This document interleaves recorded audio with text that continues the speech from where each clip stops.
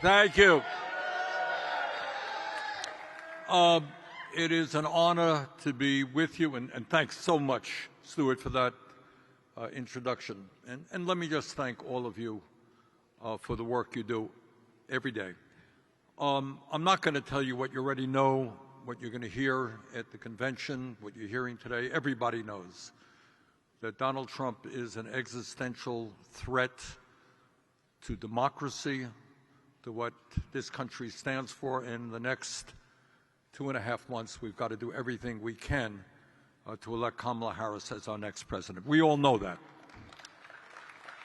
But the point that I want to make, and we all know that this is the most important election in our lifetimes for so many reasons, but the point that I want to make that sometimes gets lost in the chatter is I want everybody to remember that you are living in the wealthiest country not only on earth, but in the history of the world, okay? And at the same time, as you're living in this extraordinarily wealthy country, you're also living in a nation at this moment which has more income and wealth inequality than it has ever had in our history. The people on top now are doing better than ever. The status quo is working extraordinarily well for them. You got 3 people on top own more wealth than the bottom half of American society.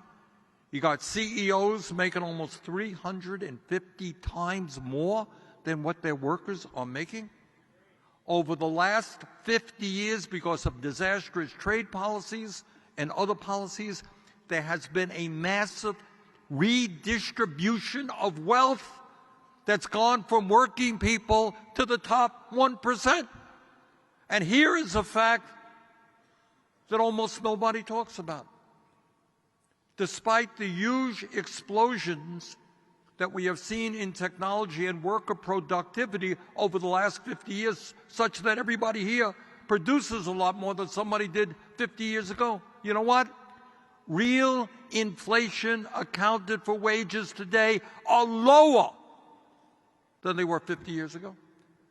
And that is why all over this country people are angry and they're frustrated. We're seeing a decline in our life expectancy, diseases of despair, people worried about their kids.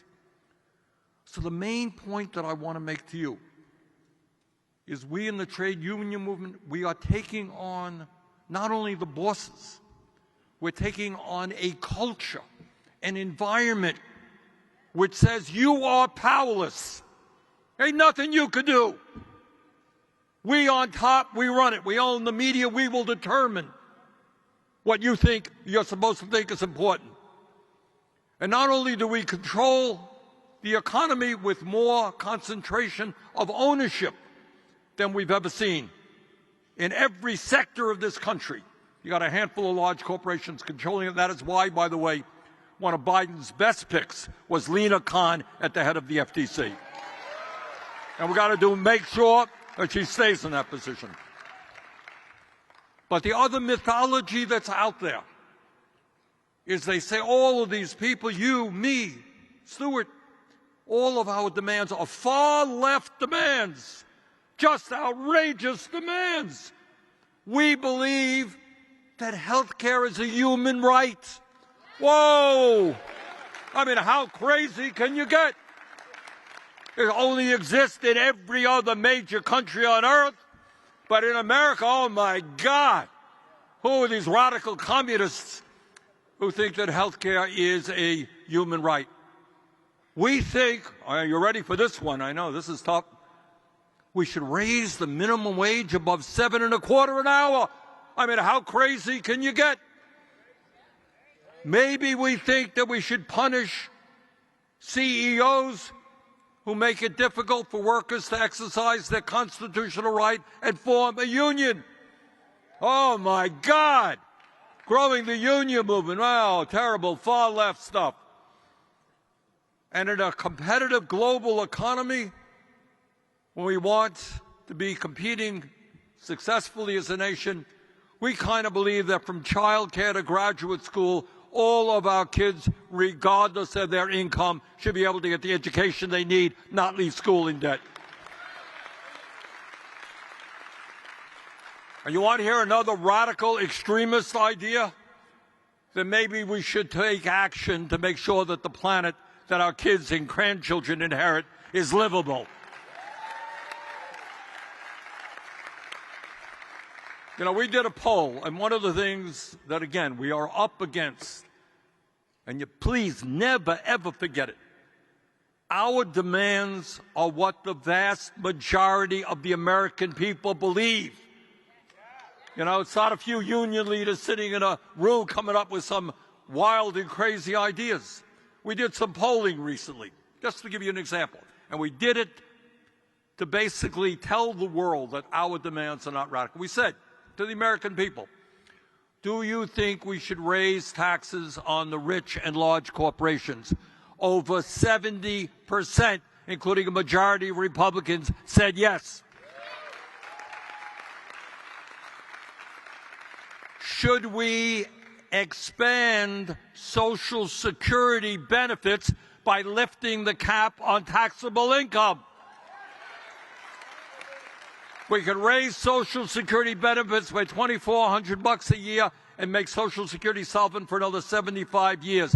Over 70% of the American people, yeah, that's a pretty good idea. We asked another question. We said, and it's not just protecting Social Security. No, it's expanding Social Security. And then we asked on Medicare. We said, okay, Medicare is good, it works well, but it doesn't cover dental, hearing, and vision. Do you think we should cover dental, hearing, and vision? 70% of the American people said yes. My point on all of these things is our demands are the demands of the American people.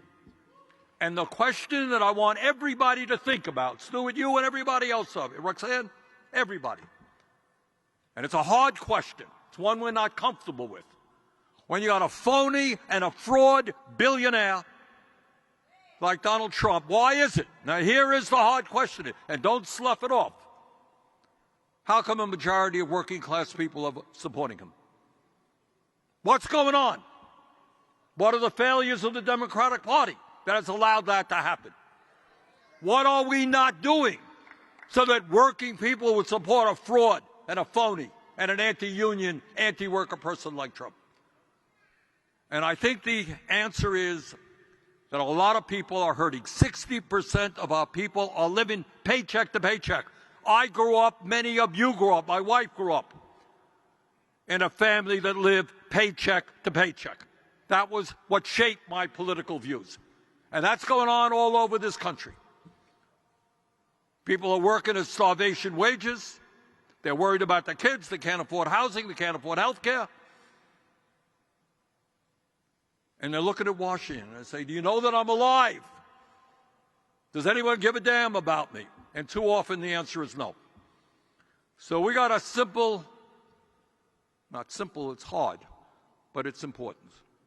We have got to beat Trump. We have got to elect Kamala Harris and Ted Walz. But the day after, what we have got to do is mobilize, increase membership in the trade union movement, bring the unions together, because the union demands are America's workers' demands. We've got to do all of that stuff and put pressure on Washington to create the kind of government that actually responds to the needs of working people, the majority, and not just the damn CEOs and all of their campaign contributions. Now, tonight, some of you will be at the convention, and I want you to look up at some of the big boxes up there and know that those boxes cost hundreds and hundreds of thousands of dollars, or millions of dollars, I don't know what they get, paid for by the largest corporations in America. They're investing in the Democratic Party and the Republican Party. They don't care who wins, all right? And they represent the 1%. So our job is to mobilize our people, because we represent the 99%.